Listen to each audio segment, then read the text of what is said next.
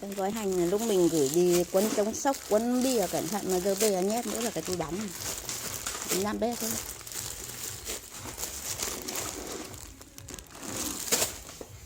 Kéo rồi nhỉ. Kéo rồi. Đó, chả có cái chống sốc, chả có bia nhét mỡ vào cái túi bóng này. Hết rồi.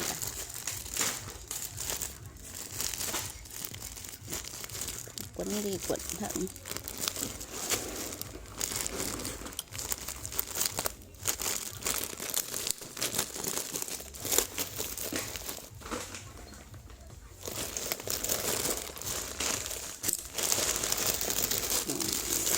Đây.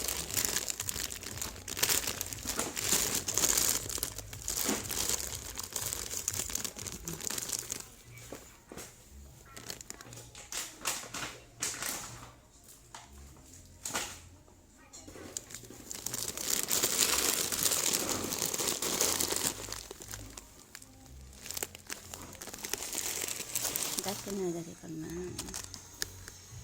chín nặng.